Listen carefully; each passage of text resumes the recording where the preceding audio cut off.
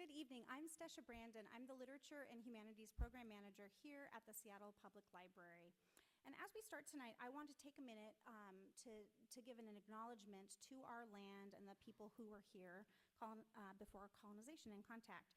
So we respectfully acknowledge that we gather on the ancestral lands of many indigenous people, particularly those of the Coast Salish region. This includes the Duwamish, Suquamish, and Muckleshoot peoples, among others, who have lived in relationship with the land and waters of the Puget Sound since time immemorial. You can learn more about that and other things around equity and land at the library's website, spl.org/equity. And I also just like to take a minute to say that the library is a really great place to start if you're looking for more resources to learn about colonization and its impacts on Native people and their lands.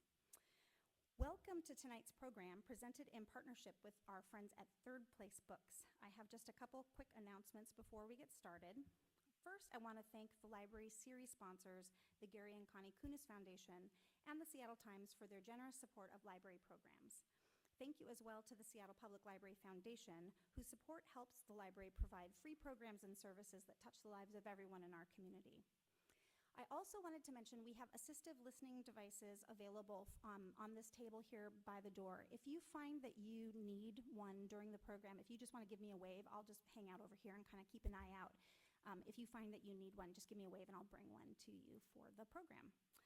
And there's going to be a Q&A after the event. We will run mics into the audience so that everybody will be able to hear your wonderful questions.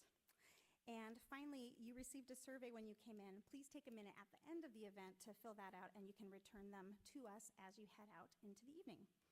Now I am delighted to welcome Sydney Strashnov from Third Place Books, who is going to introduce tonight's speakers. Welcome, Sydney.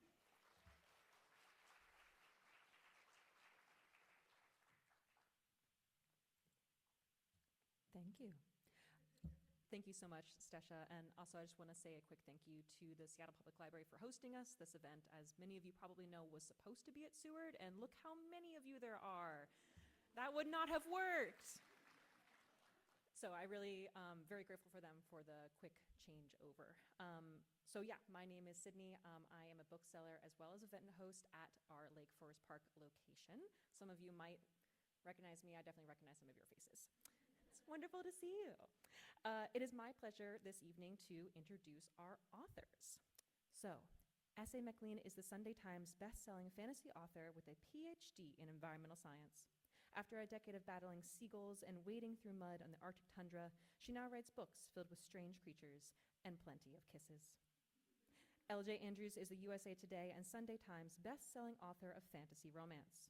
She mystically brings to life worlds of dark Nordic and Viking myths, bound by conflicts that bring together impassioned heroes and heroines. In her non-author moments, she is courageously corralling her 4 children to a myriad of life activities, along with spending time with her favorite hero, her husband. Oh. Add 2 high-maintenance dogs and a sassy conure. I don't know if I'm pronouncing that correctly. It is a bird. I did not know. It's a really cute bird. You should look up a picture. To the mix, and that sums it up. L.J. Andrews thrives spending time in the Rocky Mountains where she lives in Utah. Her most recent book, Heir of Twisted Lies, is the second book in the Broken Souls and Bones series. The sequel will take you back to Stonegate, where renegade magic user Lyra and royal bodyguard Rourke, pronounce that correctly, must wade through long-kept secrets, rising battles, and the vicious court of intrigue, all while keeping their growing feelings for each other at bay. Here to tell you more, please help me in welcoming L.J. Andrews and S.A. MacLean.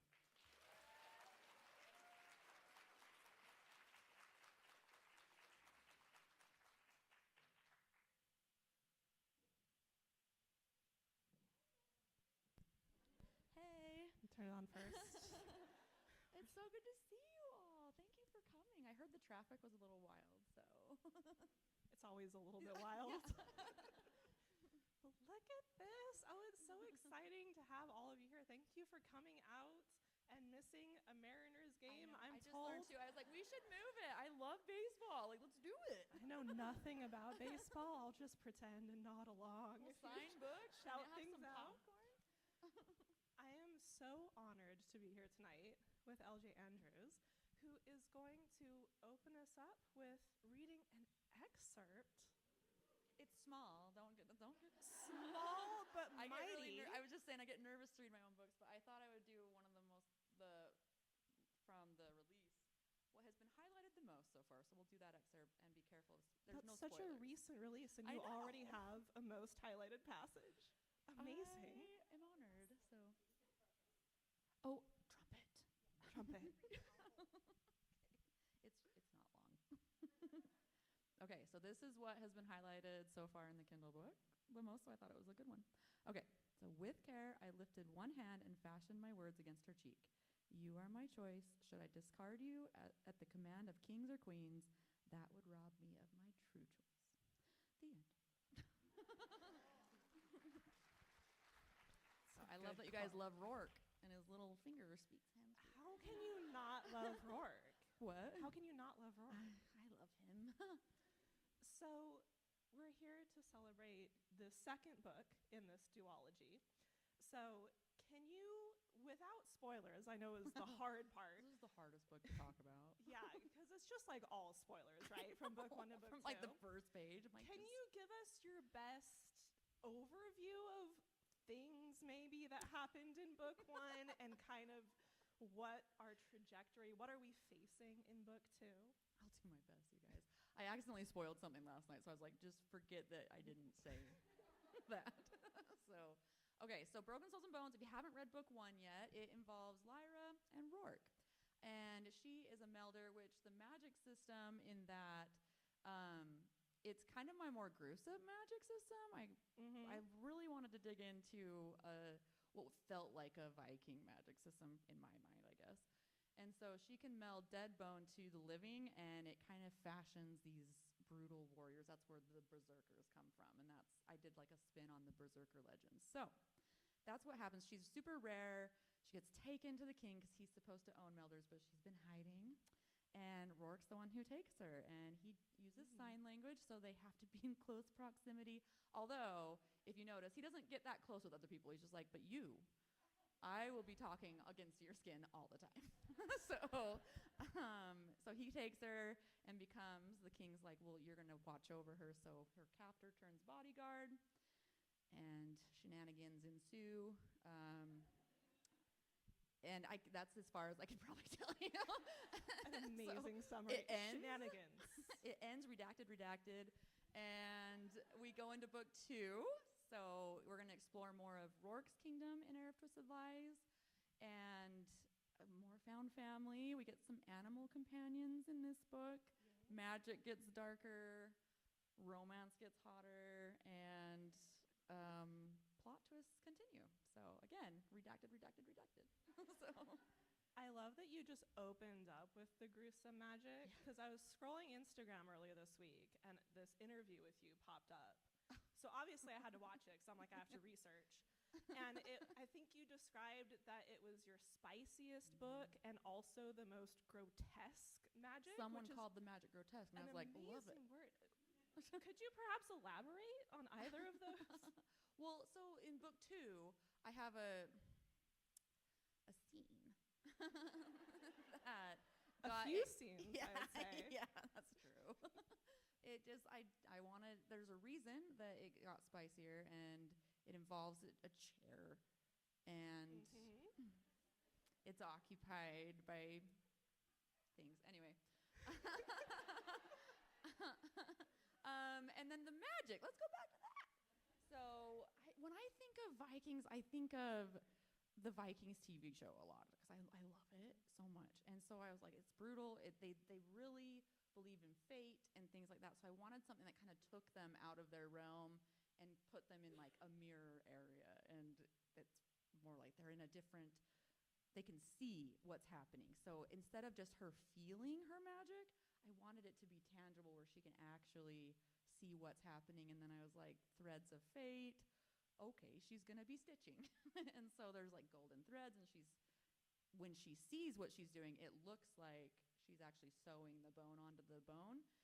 But other people don't see it. She looks like she's just in a trance to other people. But in the mirror realm, she's all over the place doing stuff. So I liked the idea of stitching it, but then when she needs to fight back, she unstitches it, and then that's where it got a little gross, is because it's like peeling people apart. And so I don't know where it came from. I must have been angry or something when I was writing it. There's definitely some vibes going on, some anger being worked some out. angst going on that I'm getting out, I guess. I don't know. And you have written just so many books. I know. Like an incredible number of books. Like, as I would say, a budding author myself, I look at your amazing series and works, and it's just like aspirational goals. Oh, thank you. And there seems to be a common theme across a lot of them, which is Vikings. Yes. So where did this come from? Where did this passion for Vikings begin for you? We're Scandinavian, so that was probably That helps, yeah. Okay. my genetic makeup, I suppose. So my grandparents were Swedish, and they immigrated here. And my grandpa was a hardcore reader, and he would just but he would also tell a lot of stories, and like we still sing Happy Birthday in Swedish in my family. So like, I don't think we sound very good, but we try. And so I just grew up with it, and it's kind of my love letter, I guess, to my grandparents who came over here, and I love them. So they get my brutal sweet. Vikings. So Yeah, what a way to bring this to life. yeah. So how much of the book, because it has such a Viking and Nordic vibe to it, right? In like the setting and the names of people and the mythology, how much of that comes from the real world mythology versus sort of your own creation just with this Viking vibe to it? This one, I actually think is probably my most Nordic world. I wanted it to feel like you were walking into a Viking village. And so I kind of read deeper into a lot of their lore. And they were big storytellers and everything. So I liked that idea. That's where the Wanderer King and like the whole setup of their kingdoms comes from their myth, right? And people argue if it's real or if it's just mythology or a legend. And I like the idea that the magic kind of fashioned around that too, because I feel like a lot of ancient cultures would use myths and stories to explain the world around them. So I kind of wanted the Jorvins and Dravens to do that as well with the magic of like why we have this, where it comes from. And so anything, like even the ravines that are in there, they all have different stories of how they're formed, whether it's like a big wolf that like dragged its claws across. So I just really dug into that side of it. But yeah, I usually build worlds from smell and then like what it feels like, and then I start plopping little shadow people inside of it. I'm sorry, from smell? Yes, I'm very sensory, and so it's become a joke now because I said that on a panel, and now everyone's like, "What does it smell like, though?" What does it smell like? It's always misty and salty and cold. It's just I don't know, or pine. We're always in the mountains. I don't know. I live in the mountains, Pacific so I'm Northwest, like, essentially, I must be yeah. like have like a window open. I'm like, that's what it smells like. So this one though, I built it through a legend. I was reading about berserkers and like their myths, and I thought, what if the magic was how those were created in this world instead of that traditional myth? Like, what if that's, and so the magic actually built this series first. So it was my first without smell. Then I found the smell really quick. So You got to work the smell in that was there. second. Important. like we're a fishing village. Writing a book, smell first is fantastic. yeah. I love this as Very a vibe. sensory. You should walk into my writing cottage. It's just full of different candles. Oh, is it? It's a mix, and it's probably not good to anyone else, but I love it. You got your It's like too perfect- much. So they're like, whoa, what's going on in here? What are like your favorite smells in your little writing cottage? Oh, I have one. It's a candle called Bookshop. So it Ooh. literally smells like leather and like musk and parchment and stuff. And I was like, okay, that's going to stay forever. So I need to get some candles. I know. now. Well, again, I have different scents, and so it's wild. And then I have like worm sprays, so it's a bunch of. It probably doesn't smell good anymore. I'm just. I'm like, Smell. don't go on a tangent, Sarah. Don't go into the smell stuff more. It's too fascinating. Your magic system. That's about the book that we're talking Yes. about. Very cool. And, different, classes of magic that each have their own kind of thing that they do. If you could have any one of those magic systems, what would it be? And do you have a different answer if you're in your book world versus the real world? No, I think I would do the same. I think I would be a soul crafter. Yeah. So more Draven. I think because first of all, I really like their clan. They're a little wilder, and you'll meet them a lot more in Heir of Twisted Lies. But I like the idea that you can. They kind of are connected to lost loved ones and ancestors and things like that. So I kind of like that.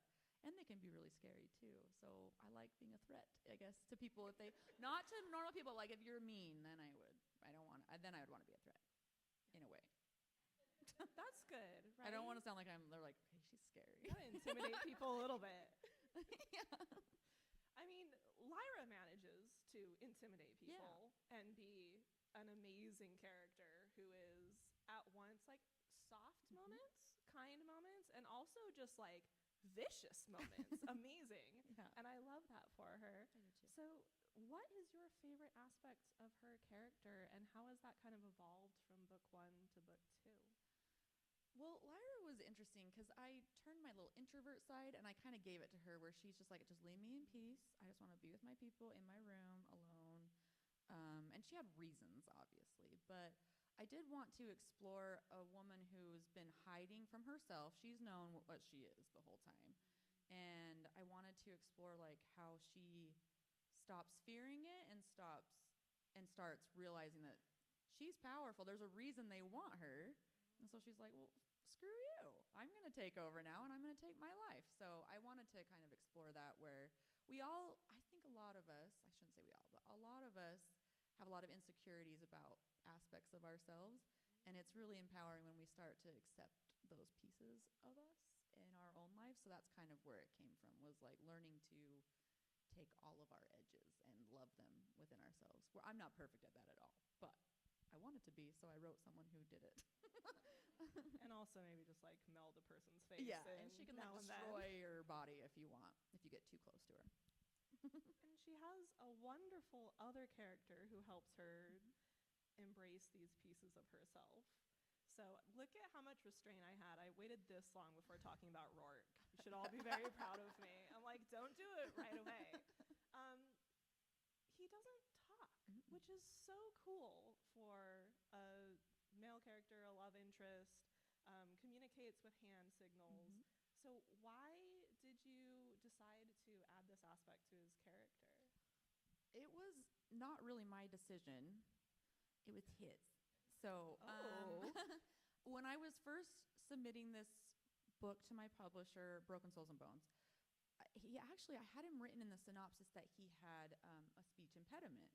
And so he chose not to talk because I guess he had some insecurities about it. But then literally probably 5 chapters in, he was just like, you knock it off. That is not how I am. And so I just was like, no, I don't think, I remember sending the email to my editor and I was like, I don't think Rourke speaks verbally. I think he's going to do sign language. And she was like, well, we'll see how you do it. And so he actually did like take over. And I was just like, I can't imagine him any other way. Yeah. And so I was nervous about that. So I got on the phone with some speech therapists and audiologists and things to make sure I hopefully represented it appropriately and things like that. And so it was really fascinating to dig into that type of world. I made up my own signs, guys. A lot of people are like, is this ASL? I was like, no, I did not even attempt to learn a language. I mean, I did, but not like, I'm not fluent in ASL. So don't think it's ASL. It's made up sign language. So. Is there any extra kind of challenges or opportunities that arise when you're creating a character who speaks with sign language instead of words? Well, I was worried, but it didn't turn out. It wasn't. I guess Rourke just kind of jumped out of me. But I was concerned because in Romantasy we love banter and we love like playful talk. And so I was like, okay, how are we going to do this? And again, he just, out of all the characters, truly, I feel like Rourke flowed out. And so he was just like, I got this, don't worry about it. And so that's where the tap came. And like, he's grumpy, but he gets up all in her face and gets really touchy, even though, again, not really touchy with anyone else. So he just kind of flowed out. So that I was worried about it, but I don't know. I think they banter a lot. Yeah, So. I would say that they banter pretty Good. well, and it adds a very cool new aspect to their relationship. Yeah. forces the proximity. We love some forced Yeah. proximity. I just have to write on your cheek. I know, it's like- it's vital. I can't do anything else. Most people get rolled paper, but you girl, you're getting my hands. But then I thought about it. Someone, when it first came out, Broken Souls and Bones, someone was like, "What? Let me picture this. Is this guy just like doing this?" And I was like, "If you want him to I wouldn't be offended. I Yeah. know. Is that what you want him to do?" Because so she was so funny. It was funny. So beyond the hands-on faces, what do you think makes Lyra and Rourke work so well together as a couple? I think they are both. They've both been through some stuff, but I loved that Lyra. This is one of my favorite things about my female main characters, or writing female characters, is when they can be a soft place for people to land who are struggling. Like, so he has some things, and so I love that she became this place where she's like, I didn't like you at first, but now I see different parts of that. So like the whole theme of the book is when you see the true darkness inside people, that's when you can decide if you truly love them. So I love that journey with them together. He does the same thing. He's kind of doing all these cute things in the shadows that, like making sure her family members are there, her friends are there, like, and she doesn't know that he's doing all this stuff for her. But he just does it out of caring, even though he doesn't like to show that he's a softie. And so I think they both have that. They're both caring people, but very brutal people too, if you hurt people that they love. Mm-hmm. So I think they relate on that aspect, hopefully. Yeah. And speaking of shadows, No. you have another pretty prominent character, and I just don't know how to ask questions about this character without all of the spoilers in the world. So, Skoldrak? yes. Skoldrak. Skoldrak How baby? does this character kind of enter the picture, and how did you write this character who is kind of solid but not, but question mark? So Skoldrak was one of the things that I didn't see coming initially when the book was being plotted in my head, my rough outline. But then I was like, I went back to kind of the vibes and the lore of what I was going for. And I liked the idea that she could see things in this. When she melts, she goes into this little mirror world or whatever. And I like the idea that someone's there with her. And Skoldrak came around. And he talked in a lot more riddles in the early drafts, and then I kind of made him hopefully a little More clearer. riddles? Yeah, it was hard to understand. My editor's like, I don't know what he's saying. And I was like, that's this man the is point. committed to his craft. Yes, but I loved the idea, since the magic system had a theme of darkness. I like the idea that there's a dark soul that is fighting against her. So when she takes a soul bone from the rest, so he's protecting these dead people. And when she uproots them, he's like, well, now I got to kill someone to take his place. So back off, or lots of people are going to die. And I love the idea that he's just a one-track mind, possessive, obsessive.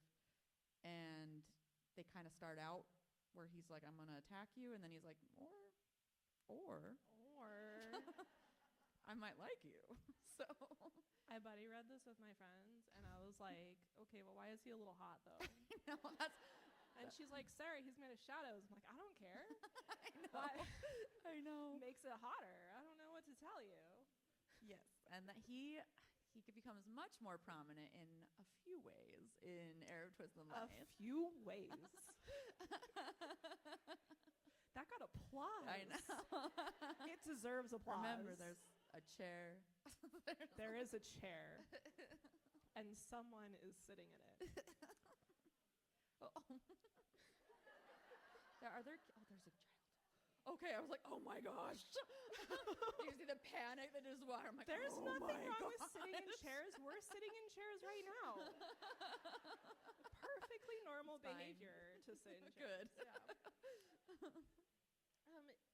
In addition to our romance, you have so many side characters who are, really important to the story. You have antagonists, you have found family, you have giant monster wolves in book 2, which obviously I love, and I want to pet all of them. Yes.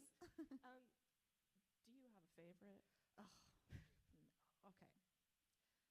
I've been thinking about it a lot this week. Prepared? 'Cause I get asked that You a know few you're going to times. get asked It's this. really hard to choose a favorite character, but I think in this series, I resonate. I choose someone from both books, I guess. And I loved writing the character Emmy in Broken Souls and Bones. She's a girl's girl. She's my girl.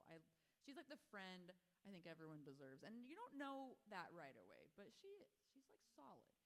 And then if you haven't read book 2, this is not a spoiler, but you will meet someone named Bryn. I picked my ladies this time. I loved Bryn. Again, kind of the same thing.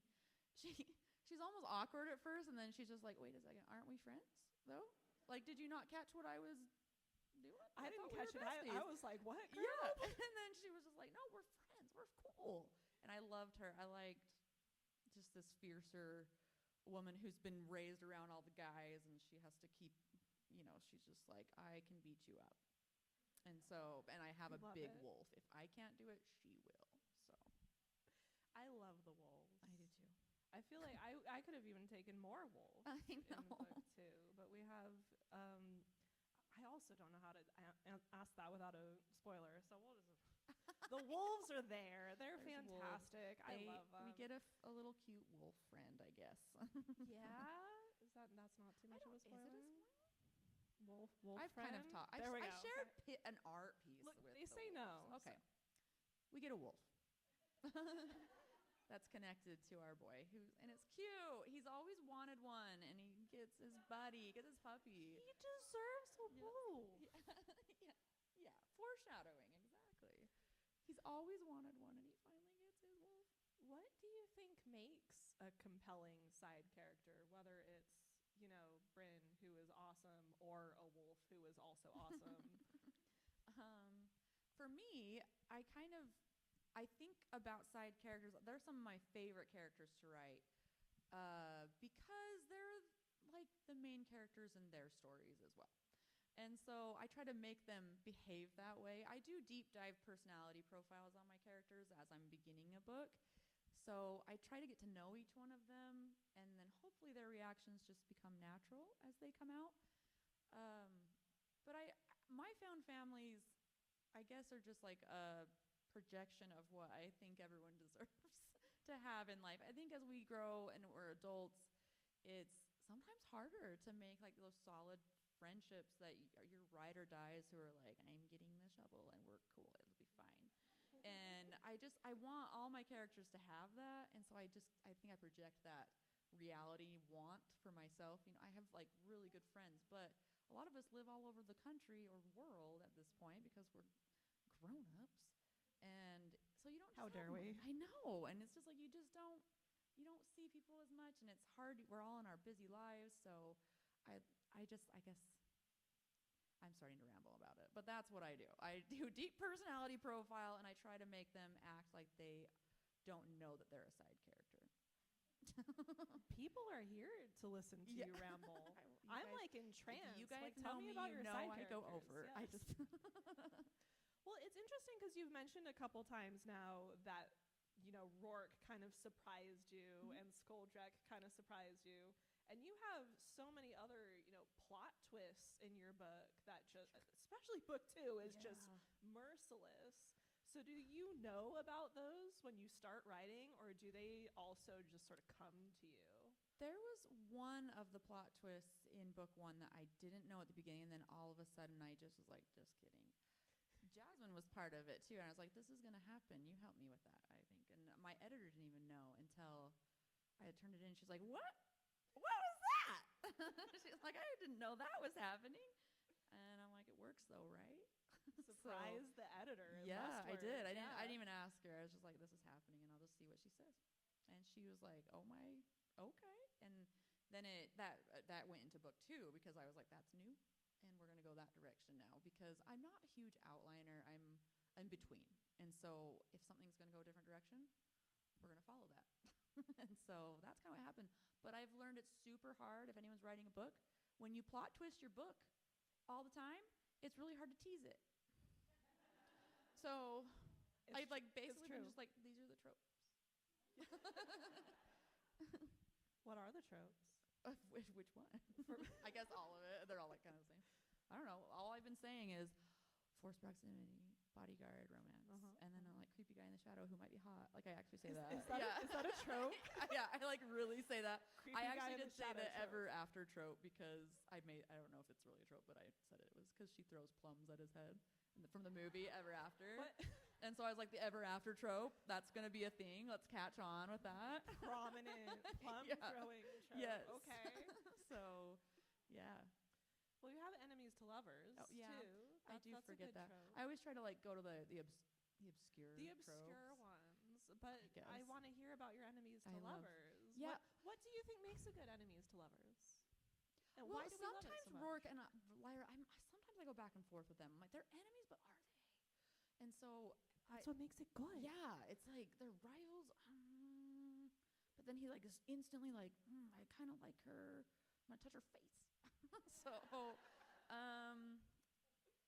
a good enemies to lovers as a reader, in my opinion, you guys can have your own opinions.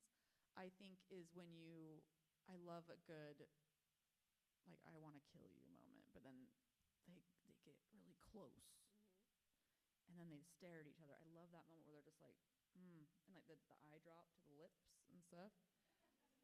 That's good. I mean, I That's just good love stuff, like yeah. if my enemies lovers have been like at each other's throats, and then they're just like, but I'm gonna still just glance right down there and think about something because then you don't know what they're thinking. Anyway, I love the tension in enemies lovers. I love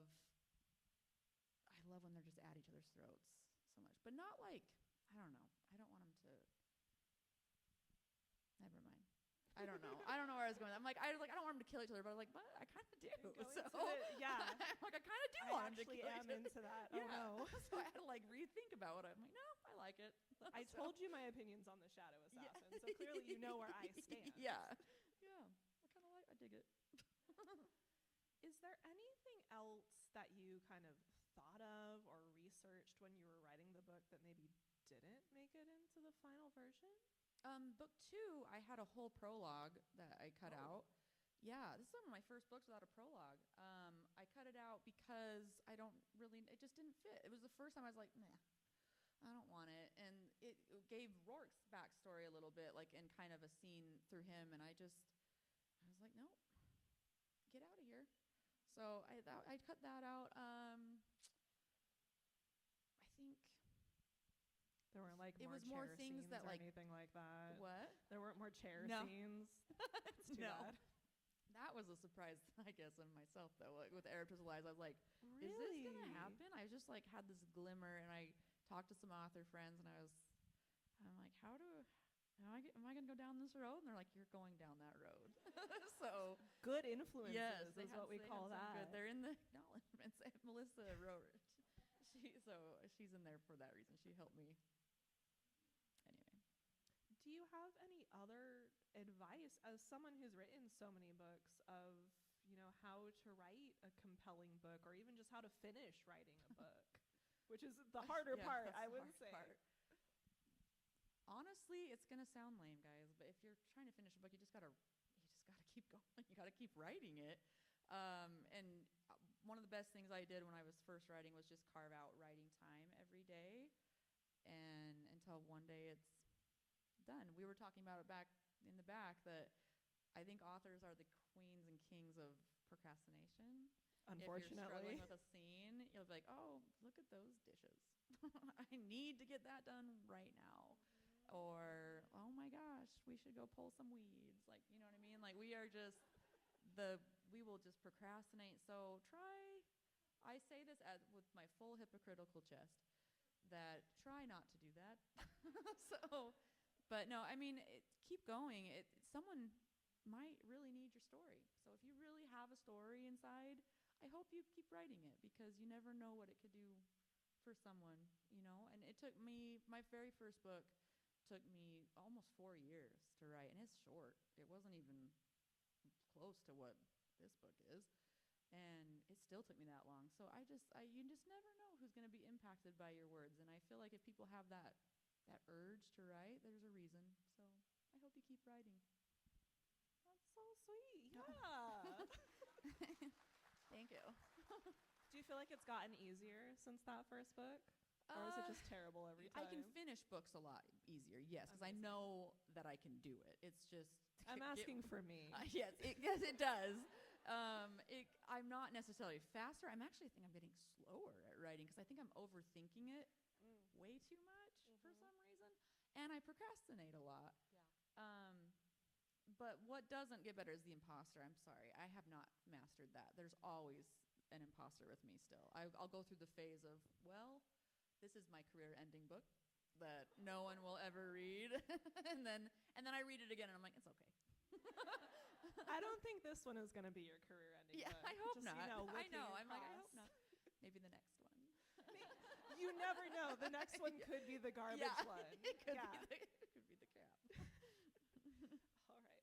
We have time for maybe another question or two, and then we're going to have audience questions as well. So if you want to start kind of ruminating on what you would like to ask, that's your warning. In the meantime, if your characters were transported to the real world, Oh, jeez. who would do well and who would struggle? In this series or any of my books? Whatever you want. You're the author. I mean, we're talking about this series, but I just go for instantly it. went to Eric Bloodsinger in The Ever King. I'm like, he would be like, Would struggle. he would not be here. He would not function. And neither would Case Erickson, who is in The Broken Kingdoms. And Rourke, honest, it's all my grumps. Rourke would just be like, I hate this place. Thane would thrive here, and so would Kale. Kale would be like the guy at the gym, like the gym bro. And then Thane would be like, hey ladies, let's go party. So I think the ladies would do okay. They'd be like, they would lead all the guys to the water, I guess. they'd be like, we got you. But yeah, I just instantly thought, I was like, the one who would not do well is Eric Bloodsinger, for sure. Everyone seemed to agree with you, so clearly You we're all on the know. same If page. you know, you know, right? Can you, without spoilers, how do you want readers to feel when they finish this book? Definitely satisfied, I hope. I do leave the world open a touch, because if I want to go back, I want to, as I do, I guess I do with all my books. We know. I hope you feel satisfied. I hope you feel excited, like, to be part of the family. I hope you feel like part of their found family.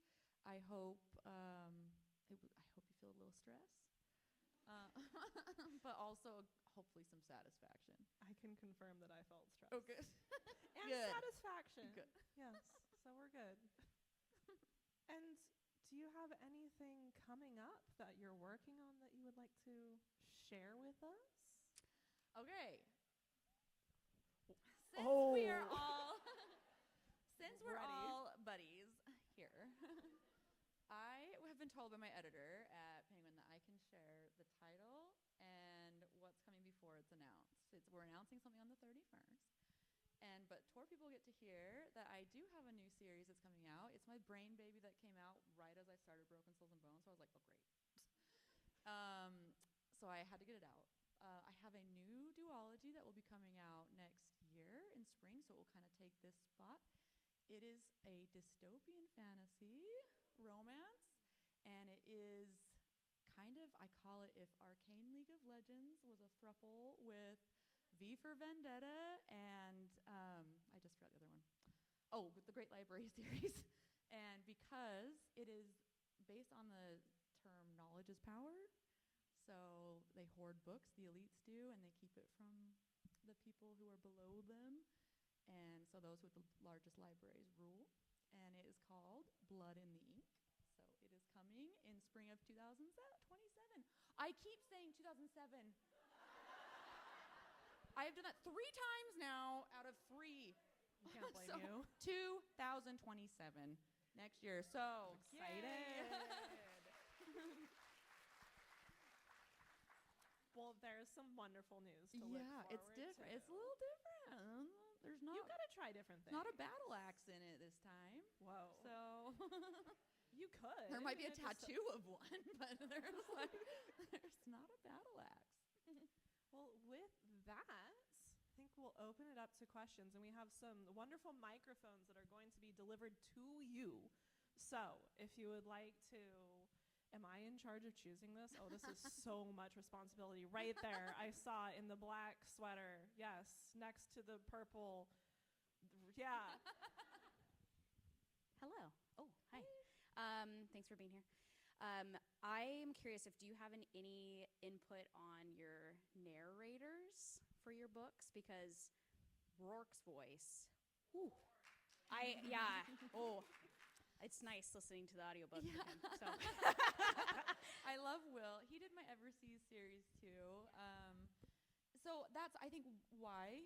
So what they do is they send me a list and I listen and then I just give my input and then they make the ultimate decision on availability, of course, too. But Will has been wonderful. He's been great. And then Lindsay, she actually took dialect lessons and stuff for us. Like she went deep dive, and so I've just been so honored that they took the book so seriously. So I've loved it. But yeah, that's kind of what happens. Is they're like, here's some narrators, and then I say, oh, that's Candy, and then yeah, they choose ultimately, but I give my input. Yeah. All right, and over here. Turn it on. There we go. Okay, first of all, LJ Marie Andrews, which, by the way, I guess, Marie, let's just pretend that's your middle name. All of us over here, if Eric Bloodsinger comes into real life, you can send him to this corner. We got him. Okay. Thank you. We all agreed. All right, first of all, your books are amazing. Thank you. Oh my God, there's so much happening. How do you organize in your mind all of the amazingness that's happening? Because I have a toddler, you have 4, bless you, by the way. How do you organize all of that? And more importantly, have it make so much impact for so many of us in this room? Well, first, I love that you think I'm organized. I am the most chaotic person I know, so I am working on it. I have set a goal this year, and I have not succeeded so far of a schedule. I do write things down. I am very old school. I have notebooks that I write ideas down. I don't know how to they just airdrop. I'm like, how do you airdrop again? And so I don't know how to use all the cool stuff. So I literally have notebooks on my desk of just ideas, and I'll share them sometimes to my readers of old things, and I still do it. I still write things down. That's kind of how I keep track of things. I am learning to utilize my calendar. Props to me. I'm finally using my calendar. I have not forgotten a school event for my children yet. So I'm pretty chaotic though. So I don't know. What calms me and helps me plot out my scenes is I walk with music every day. I can't miss, no matter what. And so, because it helps me see it as a movie in my head. And that helps me. Once I see it myself, I can usually go write it again. So that's what calms me down. And then if I don't, I'm just all over the place. So It works. yeah, I guess it's happened. It's working so far. Thank you. Up here. So you said this was your first book without the prologue, and you ended up scrapping it. How much of Rourke's backstory made it into When Fate is Cruel? Were they totally different? A lot of it. I actually took a scene from that prologue and put it in When Fate is Cruel. Okay. Because I was like, well, that's where it's going to go. Instead, it feels better here. So most of it, yeah. I wanted to do a little bit more, but I hit my deadline, so I couldn't expand. So, yeah, most of that prologue all is in there now because use what you've got, I guess. Yeah. Well, we needed it. Yeah, yeah. I wanted to see his side, and I'm glad that now that this book is out, you guys can read that without spoilers, hopefully. So, again, a novella was hard to tease, too, because of the spoilers. I was like, don't read this if you haven't read book 1. Please don't. Yeah, that was hard for us ARC readers, too, to promote Yeah, without sorry. spoiling. But it was fabulous. Good. I'm so glad. Creating challenges for your readers. What about over here? Yeah. Look at us. We're so coordinated. No. Hello, thanks again for being here. I want to know how you choose the names of your characters. Is that something you struggle with, or is it just come to you immediately as you start writing? I'm running out of names, actually. I'm starting to repeat, I think. At first, it's a lot of Googling. I am on so many baby registry things. I definitely go to the sites that have meanings behind understand it. Sometimes I've even done Google Translate, like for a personality trait or something, and then created a name from some language or whatever, and made a name that sounded kind of good. Like, I think Verky is not a real name. I think I made that up. I don't remember much, but because it was so long ago when I wrote it. But so Rourke's uncle in Heir of Twisted Lies, I think I did that way. I translated something like douchebag or something like that, and yeah. So I've done that too. But I'm running short on names. I'm like, whoop! I'm starting to repeat. It sounds so official. I never would have guessed. Yeah, I don't think I found that on a name. I think it's a Changes translator. the read completely for me. Yeah. All right, over here.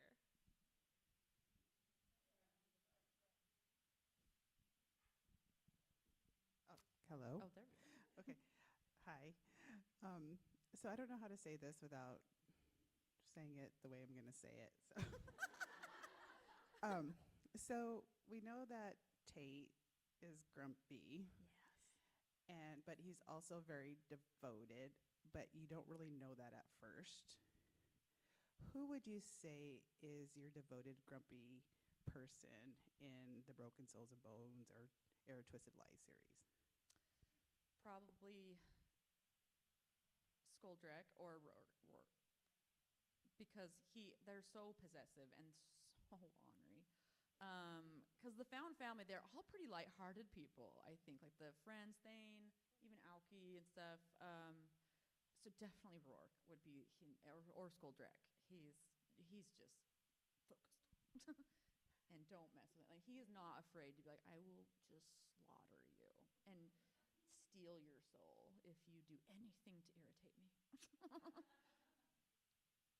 Very committed to the craft. He is, and to her, like it's more Lyra. Yeah, he's like, if just don't even mess with her. Can I stay in the middle again? Oh, right here. Speaking of other series, do you find it difficult, like code switching between the two different worlds, especially with them being kind of similar? And do you find yourself like having to be like, oh, that's supposed to be in the other one? I've never done where like, oh shoot, wrong book, but I I do. I struggle. I have to finish. Some authors can do both like every day. I can't. I have to finish one series.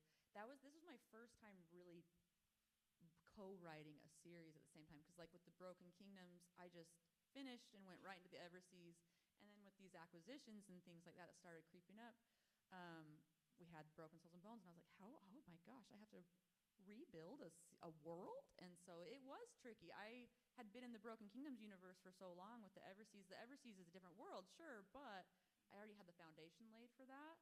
And then with this one, I had to start from scratch and smell again. And so and smell, very important. Yeah. And so it is challenging. And like with writing, Blood in the Ink is finished ish. And it's still in drafting anyway. It's like, that's really different. And so you can see like my crossing over, like I think with verbiage. And so I'll say something that probably doesn't belong in a dystopian world where it's just like, I've learned I say tethered a lot. And they're like, you could just say tie up in a dystopian world. And I was like, no. And so like things like that, or I say slaughter, and they're like, you could just say murder. So I do struggle with it. Amazing. Up here. So this might actually be kind of in line with that, but do you ever have like the writer's block moment, and what are the things from your life or your world or your books that help you find what that path forward is when you're not sure what the vision is? I do. I definitely get stuck, and I'll just stare at the screen and probably light a candle or something. But the walking, my neighbors probably think I'm the weirdest, because I will just like be out there with my headphones or my AirPods, and I'm just like walking back and forth. I'm like, what is she doing? And that gets me out of it. Or sometimes pausing and being like, it's okay to walk away and go do something creative, whether it's reading a book myself. Not that I'm there to like copy it or something, but sometimes relaxing your brain can like really open it back up again. So I'll do that, or I'll watch a TV show or something, or just bake something that's not that good, because I'm not that good at baking. But like I've been doing that with my daughter lately because she likes to, and so I'm like, that's a good thing, and it's fun, so I'll do that. But walking for sure, and it's all hours of the day, and so I definitely am probably on some Ring cameras, and they're just like Who is this lady that keeps passing? Drafting a book again. I know. She's like, there she goes again. All right, did I see up here? Yeah. Oh, me? Yes, you. Okay. Sorry, you said up, so I was like, All of you are up from so speaking of walking and music, so for every book that you have, do you have like a special playlist that you listen to, like a specific one, like one for Ever King and then one for, this specific book? I do, yeah. I got them on my phone. Are you going to ever share them? Yeah, I've shared some in my Facebook group. So I have a song that usually will trigger the world, actually. So it's usually one song. So for Broken Souls and Bones, it's When the Darkness Comes from Jairus Johnson, I think. And this idea, I just heard it. And so I play it a lot on my Instagram sometimes. And then like for Blood in the Ink, it's Bite Marks from Arcane League of Legends. And then for the Ever King, it was just Pirates of the Caribbean. That's so lame. But it is. It so is. It's just like, I could listen to the Pirates, Hoist the Colors I listen to that nonstop. So, yeah, I have a different playlist. And I have so many on my phone. I'm, I think, the only person that doesn't use, like, Spotify. I use YouTube Music. And everyone's like, can you do a Spotify playlist? And I'm like, don't you want YouTube? Thank you. Yeah, YouTube. So, anyway, yeah, I do. I was going to say your Spotify Wrapped probably looks very Pirates of the Caribbean heavy, but you don't have to worry about it. I know. It's like, it doesn't know who I am. All right, up here. Hi. So I wanted to ask you about the Broken Kingdoms, and I specifically, I was trying to decide on what my question was going to be. So it's two questions. First is, what's your favorite character in that? In the Broken Kingdoms? Yeah. And then the second one is, did you know that we were going to go into the Ever King when you were writing it? Did that come up?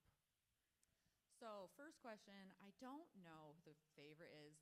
I do know who I've been connected to the longest, and that's Case and MacLean. They were my first couple I actually wrote book 4 first. And so, make it make sense. So I've been with them the longest, so I know the Alver clans the most, for sure.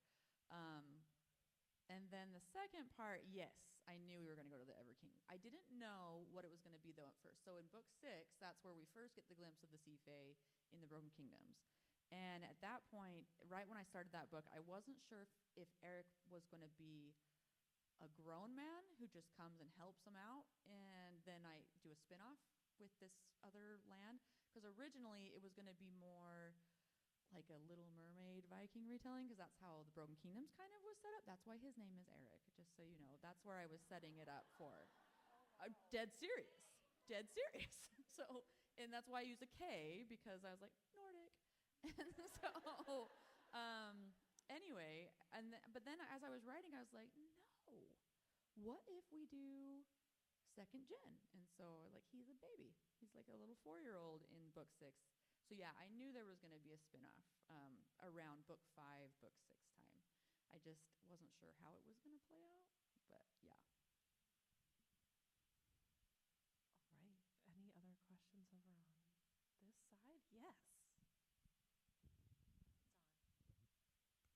Hi. Speaking of the Everseas, is there any tasty tidbits you could share about book 4 for us? Because I'm really excited about it.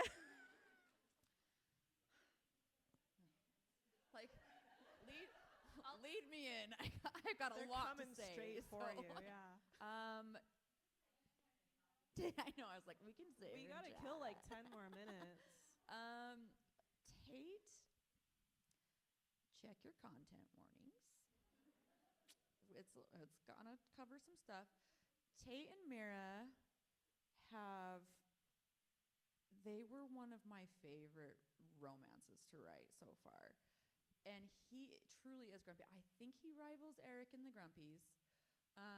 But he also has just this broken heart that he's just been so mistreated. So actually, as I was writing it, I went back to When Fate is Cruel. This is a novella I wrote before Heir of Twisted Lies broke out. If anyone doesn't know what When Fate is Cruel is, it has Eric Bloodsinger's backstory and Rourke Ashwood's backstory. Side note, yes. So I went back and made Tate's dad's death worse after I wrote So Long Gone, because I was like, that was not enough. So I made it more brutal because he sucks. I think Tate's dad's probably worse than Thorvald, who was Eric's dad, and that's saying something because Thorvald was a jerk too. And that's a nice word because I keep looking at the kid. So,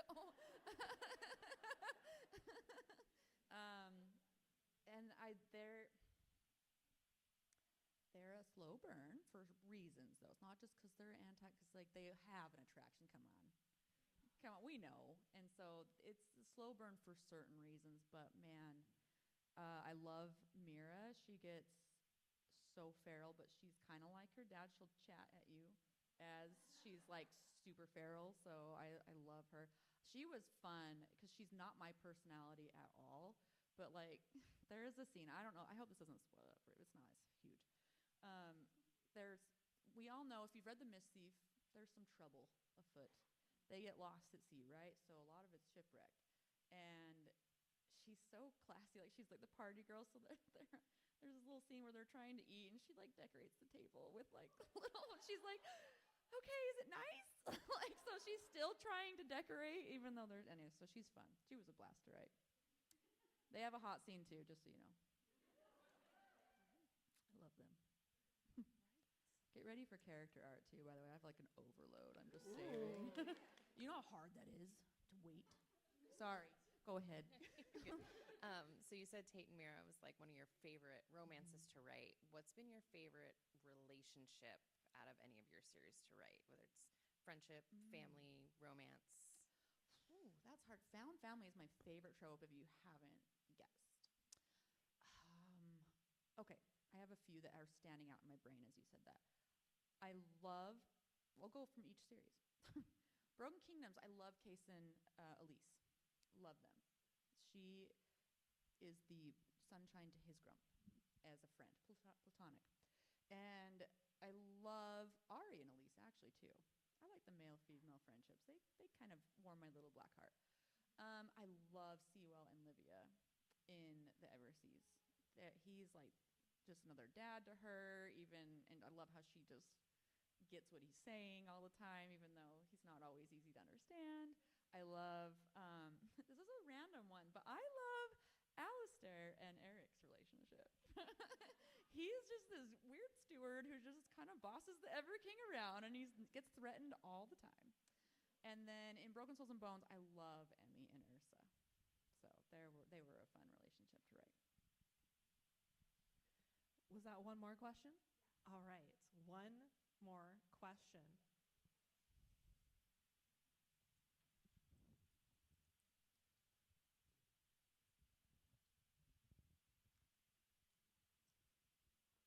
Okay, so I assumed that Miss Thief was going to be about Gavin. Is he going to get his own book? Like, I didn't read the back of it. I was just like, oh, Miss Thief. He travels through the water. It's going to be about him. Jonas surprised you. Is Gavin going to get a book? Yeah. Maybe.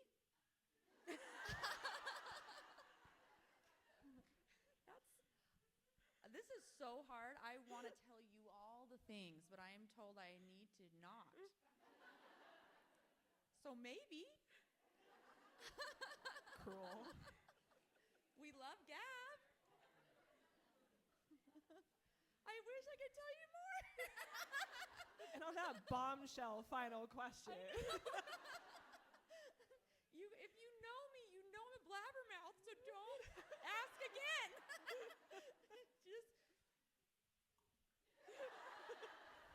Draw what insinuations you will from this very calm response. Yes.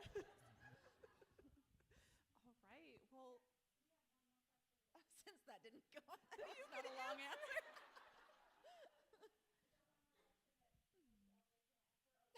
Maybe she can answer. I don't know why I put my microphone. So So for both authors, since we're in a library, I would love to hear a recommendation of a book that you've been reading recently that you think we might all enjoy that we maybe wouldn't think of like right away within your genres. One of my favorite recent releases is The Library of Amerlin. It just came out a few weeks ago. And it is a con artist and a grumpy, immortal librarian who is inspired by the owl librarian from Avatar: The Last Airbender.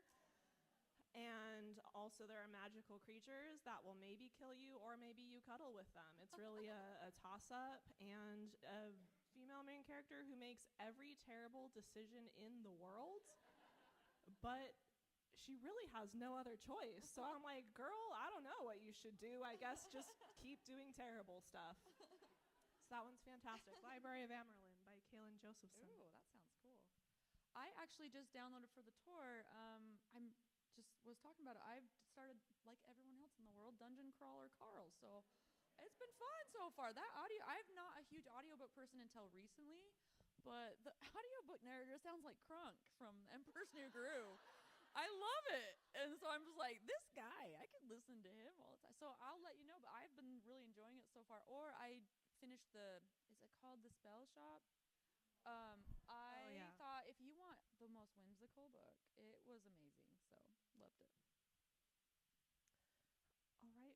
With that, can we do a final thank you and thank round of you. applause for our wonderful author here tonight? Thank you, everyone, for coming. Am I handing this?